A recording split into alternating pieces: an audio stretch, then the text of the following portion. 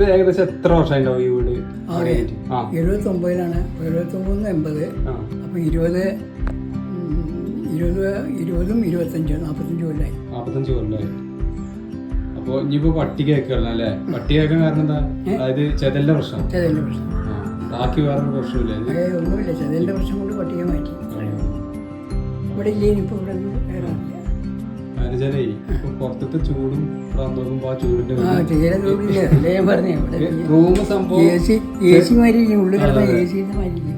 അവിടെ മുകളിൽ നിന്ന് ഒരു വന്ന ഇവിടെ വന്നാൽ കിടക്കല്ലേ, ഉച്ചയ്ക്ക് ഇവിടെ വന്ന് കിടക്കും. നല്ല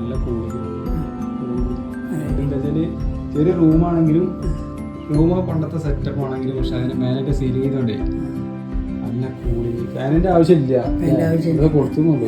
അതിന്റെ ആവശ്യമില്ല, രാത്രി ഫാനിനോടാതെ കിടക്കുക. ഇപ്പൊ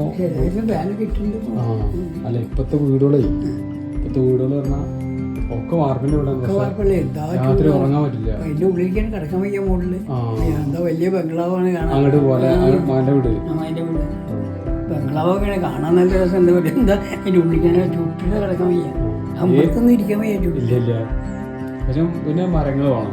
മരങ്ങളുണ്ടെങ്കിൽ പിന്നെ മരങ്ങൾ ഇതൊക്കെയുള്ള മരങ്ങളൊക്കെ വെട്ടി അതൊക്കെ പേരയും പിടിക്കേണ്ടായിരുന്നു. മാവൊക്കെ ഉണ്ടായിരുന്നു, മാവും പിലാവൊക്കെ വെട്ടിയപ്പോൾ ഭയങ്കര ചൂടായി. കേരളത്തിലെ കാലാവസ്ഥയ്ക്ക് ഇതന്നെ സൂട്ടാവും അല്ലേ? പഴയ വീട് തന്നെയാണ് സുഖം. ചൂട് അതാണ് ഞാനിപ്പോ ഒന്നും ചെയ്യാതെ അങ്ങനെ കിടക്കട്ടെ വിചാരിച്ചിട്ടാണ് കൂടുതലും കമ്പിയാക്കി. കമ്പിയാകുമ്പോഴും വലിയ കുഴപ്പമില്ല. ഇടയ്ക്കിടയ്ക്ക് ഇതാക്കണ്ടല്ലോ, ചെതലിന്റെ പ്രശ്നം. ഇതിപ്പോ ഒന്ന് എടുത്തിട്ട് മേഞ്ഞൊരു കുറച്ച് പെയിൻ്റടിച്ച് മേയാന്ന് വിചാരിച്ചിട്ട് മറ്റൊരു കമ്പി മാറ്റും. പിന്നെ ഒന്നാമത് ഈ പണിക്കാരെ കിട്ടാനും ഉണ്ടാവില്ല.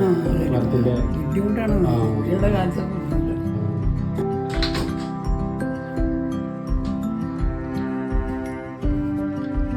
ഇവിടെ തന്നെ കാറ്റ് വരും.